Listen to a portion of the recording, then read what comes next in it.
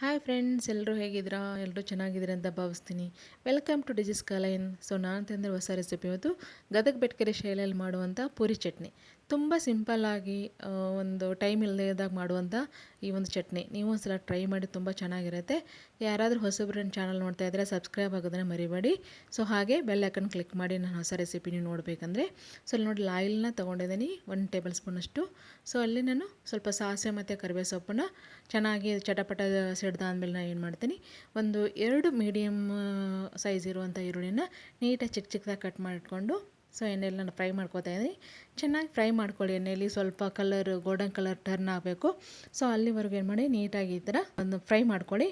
So ಹಾಗೆ ಅದಕ್ಕೆ 1 tea ಸ್ಪೂನಷ್ಟು ನಾನು ಅರಿಶಿನ ಪುಡಿ ಹಾಕ್ತಾಯಿದ್ದೀನಿ.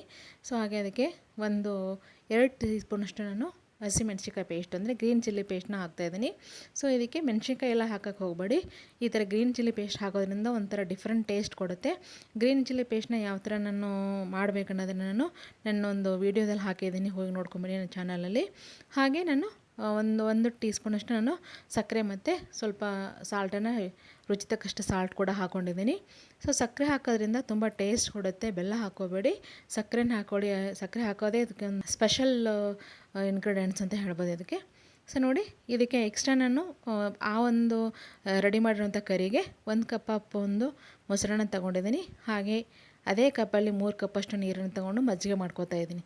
ಸೊ ಈ ಥರ ಮೊಸರನ್ನಷ್ಟೇ ಹಾಕೋಬೇಡಿ, ಮಜ್ಜಿಗೆ ಥರ ಮಾಡ್ಕೊಳ್ಳಿ. ಸೊ ಹಾಗೆ ಇಲ್ಲಿ ಸ್ವಲ್ಪ 2 ಟೀ ಸ್ಪೂನಷ್ಟು ಸಕ್ಕರೆ ಕೂಡ ಹಾಕ್ಕೊಂಡಿದ್ದೀನಿ. ಹಾಗೆ 3 ಸ್ಪೂನಷ್ಟು ನಾನು ಹುರಿಗಡಲೆ ಹಿಟ್ಟನ್ನು ಹಾಕೋತಾ ಇದ್ದೀನಿ. ಸಕ್ಕರೆ ಹಾಕೋದ್ರಿಂದ ಸ್ವಲ್ಪ ಟೇಸ್ಟ್ ಚೆನ್ನಾಗಿರುತ್ತೆ, ಸ್ವಲ್ಪ ಸ್ವೀಟಾಗಿರುತ್ತೆ ಈ ಚಟ್ನಿ. ಮಕ್ಕಳು ತುಂಬ ಇಷ್ಟಪಡ್ತಾರೆ. ಹಾಗಾಗಿ ಇವನ್ ಗದಗ ಬೆಟಗೇರಿ ಸೈಲಲ್ಲಿ ಕೂಡ ಇದನ್ನು ಇದೇ ಥರ ಮಾಡೋದು. ಸೊ ನೀವು ನಿಮಗೆ ಸ್ವೀಟ್ ಬೇಡ ಅಂದರೆ ನೀವು ನಾರ್ಮಲಾಗಿ ಉಪ್ಪು ಖಾರ ಸ್ವಲ್ಪ ಜಾಸ್ತಿ ಮಾಡಿಕೊಂಡು ಹಾಕೋಬೋದು. ಬಟ್ ಇದರ ಸ್ಪೆಷಾಲಿಟಿನೇ ಸ್ವಲ್ಪ ಸ್ವೀಟ್ ಆಗಿರುತ್ತೆ. ನೋಡಿ, ಇದನ್ನು ನಾನು ಕೂಲಾಗಕ್ಕೆ ಬಿಟ್ಟಿದ್ದೆ, ಇವಾಗ ಪೂರ್ತಿ ತಣ್ಣಗಾಗಿದೆ. ಸೊ ಇವಾಗ ಏನು ಮಾಡ್ತೀನಿ, ರೆಡಿ ಮಾಡಿ ಇಟ್ಕೊಂಡಿದ್ನಲ್ವ ಈ ಒಂದು ಇದನ್ನು ನಾನು ಮಜ್ಜಿಗೆ ಮತ್ತು ಹಿಟ್ಟನ್ನು ಹಾಕ್ಕೊಂಡು ನೀಟಾಗಿ ರೆಡಿ ಮಾಡಿ ಇಟ್ಕೊಂಡಿದ್ದೆ. ಅದನ್ನೇ ಇದಕ್ಕೆ ಏನು ಮಾಡ್ತೀನಿ ಅಂದರೆ ಸೇರಿಸ್ಕೊತಾ ಇದೆ. ಸೊ ನೀಟಾಗಿ ಸೇರಿಸ್ಕೊಂಡು ನೀಟಾಗಿ ಕಲಿಸ್ಕೊಳ್ಳಿ. ತುಂಬ ಚೆನ್ನಾಗಿರುತ್ತೆ. ತುಂಬ ಗಟ್ಟಿ ಮಾಡ್ಕೋಬೇಡಿ. ಈ ಥರ ಸ್ವಲ್ಪ ನೀರು ತೆಳ್ಳಗೆ ಇರಬೇಕು. ಸೊ ನೀರು ಥರನೇ ಮಾಡ್ಕೊಳ್ಳಿ. ಸ್ವಲ್ಪ ತುಂಬಾ ಸಖತ್ತಾಗಿರುತ್ತೆ. ತುಂಬ ಒಂದು ಇನ್ಸ್ಟಂಟಾಗಿ ಮಾಡುವಂಥ ಚಟ್ನಿ ಇದು.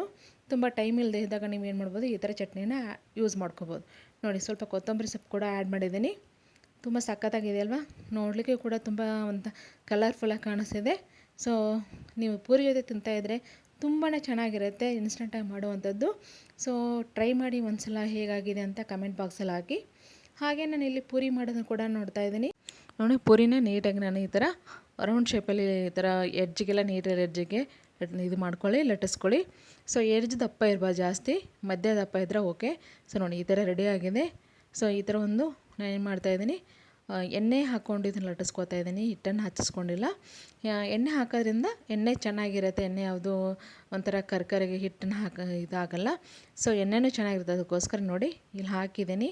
ಇವಾಗ ಪೂರಿನ ಎಡ್ಜಲ್ಲಿ ಸ್ವಲ್ಪ ಟಚ್ ಮಾಡ್ತಾಯಿರಿ ಅವಾಗವಾಗ, ಅಂದರೆ ಚೆನ್ನಾಗಿ ಉಬ್ಬುತ್ತೆ. ಸೊ ಹಾಗೆ ಹಾಕಿಬಿಟ್ಟು ಸುಮ್ಮನೆ ಇಡಬೇಡಿ. ಸ್ವಲ್ಪ ಸೈಡ್ಗೆ ಒಂಚೂರು ಈ ಥರ ಟಚ್ ಮಾಡ್ಕೋತಾ ಇದ್ದರೆ ಚೆನ್ನಾಗಿ ಉಬ್ಬುತ್ತೆ. ನೋಡಿ, ಎಷ್ಟು ಚೆನ್ನಾಗಿ ಫ್ರೈ ಆಗಿದೆ ಅಲ್ವಾ? ಎಷ್ಟು ಚೆನ್ನಾಗಿ ಫ್ಲಫಿ ಥರ ಬಂದಿದೆ. ಹೀಗೆ ಈ ಥರ ನೀವು ಸ್ವಲ್ಪ ಗೋಲ್ಡನ್ ಕಲರ್ ಟರ್ನ್ ಆಗೋವರೆಗೆ ಏನು ಮಾಡಿ ಚೆನ್ನಾಗಿ ಫ್ರೈ ಮಾಡ್ಕೊಳ್ಳಿ ಎಣ್ಣೆಯಲ್ಲಿ. ಸ್ವಲ್ಪ ಎಣ್ಣೆ ಕಾದಿರಬೇಕು, ಎಣ್ಣೆ ಕಾದ್ಮೇಲೆ ಹಾಕ್ಕೊಳ್ಳಿ. ಸೊ ನೋಡಿ, ರೆಡಿಯಾಗಿದೆ ಪೂರಿ. ನೋಡಿ, ಈ ಥರ ಸ್ವಲ್ಪ ಗೋಲ್ಡನ್ ಕಲರ್ ಟರ್ನ್ ಆಗಬೇಕು. ತುಂಬ ಸಖತ್ತಾಗಿರುತ್ತೆ. ನಾನು ಪೂರಿ ಹಿಟ್ಟನ್ನು ಯಾವ ಥರ ಕಲಿಸ್ಕೋಬೇಕು, ಈ ಥರ ಎಲ್ಲ ಫ್ಲಫಿಯಾಗಿ ಬರಬೇಕು ಅಂದರೆ ಅದನ್ನು ನಾನು ಬೇರೆ ವಿಡಿಯೋದಲ್ಲಿ ತೋರಿಸ್ಕೊಟ್ಟಿದ್ದೀನಿ. ಅದನ್ನು ಕೂಡ ಹೋಗಿ ನೋಡ್ಕೊಳ್ಳಿ, ನನ್ನ ಚಾನಲಲ್ಲೇ ಇದೆ.